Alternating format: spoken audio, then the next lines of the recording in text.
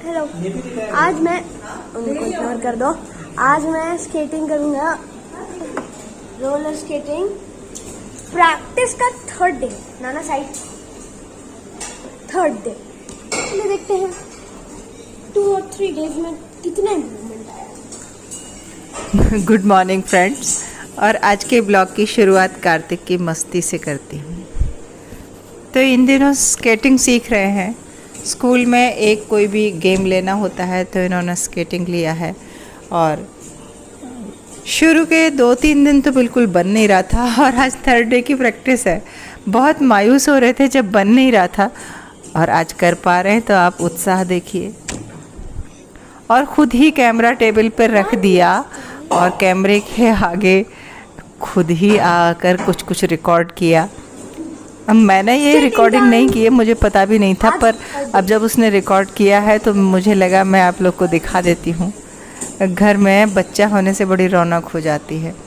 और कार्तिक का नेचर है, जिस चीज़ को अगर वो कर नहीं पाते तो बहुत ही जल्दी निराश हो जाते हैं, और अगर वो कर लेते हैं थोड़ा अच्छा तो इतनी बार कह के बताते हैं, देखा मैंने कर लिया ना, देखा मैंने कर लिया। तो आज वही हो रहा है। और ये मुझे पता नहीं था, तो अचानक आके मैंने कुर्सी रख दी और वो चिल्लाने लगे, नानी मेरी रिकॉर्डिंग हो रही है देखिए।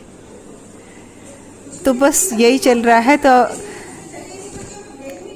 आप ये मस्ती देखिए, और उसके बाद हम चलते हैं। आज छत पे चलेंगे और मैं अपना छत का मॉर्निंग का रूटीन शेयर करूँगी। ये तो शाम का समय है, स्केटिंग शाम को हो रही है, और मैं छत का मॉर्निंग का रूटीन आपको शेयर कर लेती हूँ। और जैसे हार्वेस्टिंग हो रही बहुत सारी, क्या क्या छत पे इन दिनों चल रहा है वो सब शेयर करती हूँ। और हाँ, एक पौधे के बारे में आज बात करेंगे, बेजिल।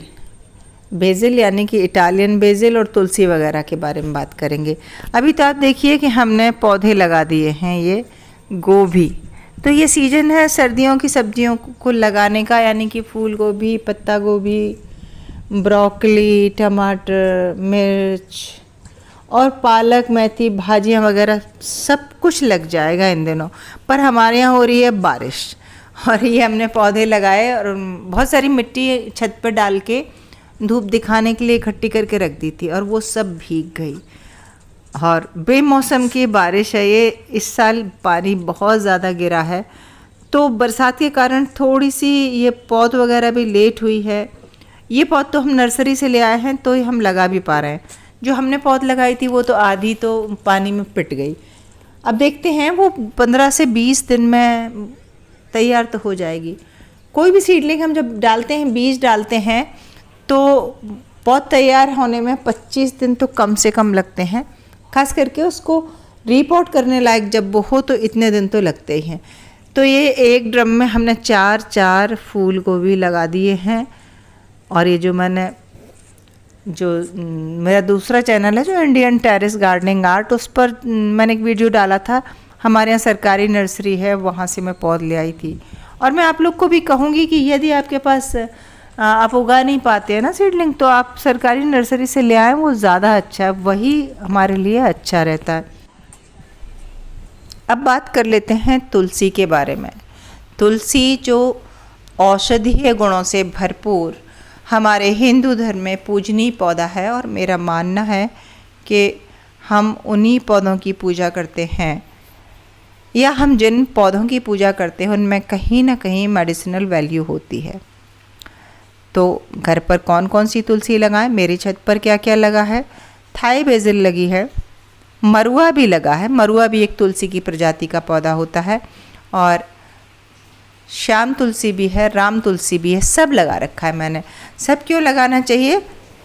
इसलिए कि खाने के उपयोग के अलावा गार्डन में बायोडाइवर्सिटी क्रिएट होती है, और ये मेडिसिनल प्लांट गार्डन में होने से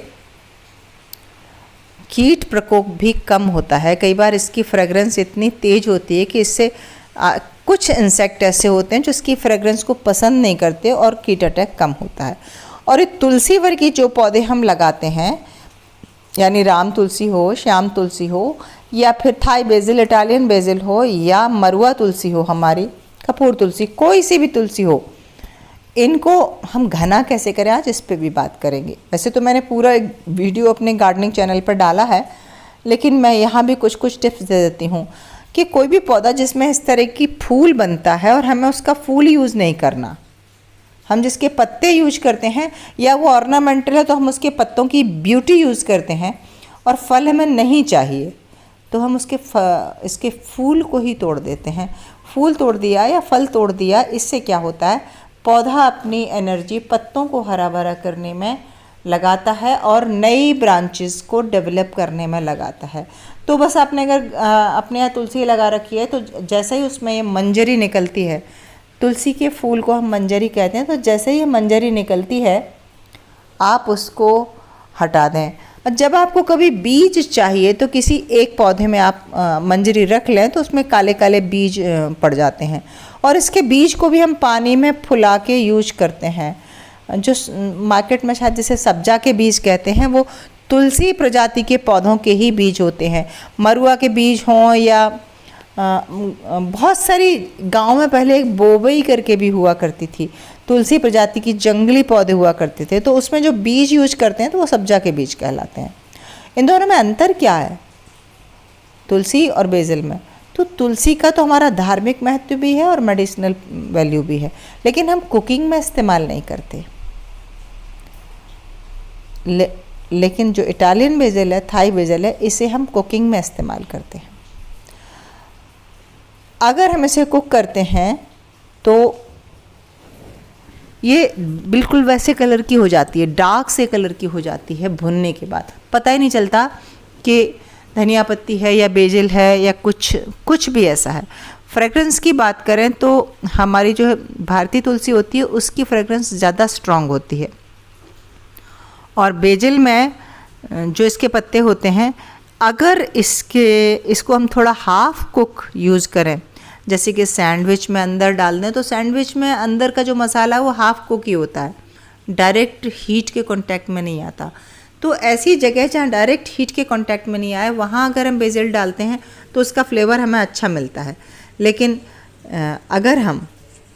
अगर हम उसको ओवर कुक कर देते हैं तो उसका फ्लेवर भी कम हो जाता है। तो बस नए नए प्रयोग करें आप इसके पत्तों को सैंडविच में, पराठे में, कभी चटनी में भी थोड़ा सा फ्लेवर की तरह डाल के देखें और गार्डन में उगाएं तो पॉलिनेटर्स भी आते हैं। ये सब्जियों को पॉलिनेट करने में मदद करती है, बायोडाइवर्सिटी क्रिएट होती है, कुछ कीट पतंगे डिस्ट्रैक्ट होते हैं और मेडिसिनल वैल्यू तो है ही। तो ये तो नहीं कहूँगी मैं कि कौन सा लगाएं कौन सा नहीं लगाएं, गार्डन में हर पौधा होना चाहिए। अगर तुलसी की सारी वैरायटी आप लगा सकते हैं तो बहुत ही अच्छी बात है, नहीं तो जो जितना है वो लगाएं और हर पौधे की अपना महत्व होता है। तो बस आप लगाइए और फिर नेक्स्ट टाइम मुझे ज़रूर बताइए कि आपको कौन सी बेसिल की फ्रेगरेंस बहुत अच्छी लगी। मिलते हैं अगले वीडियो में। नमस्कार।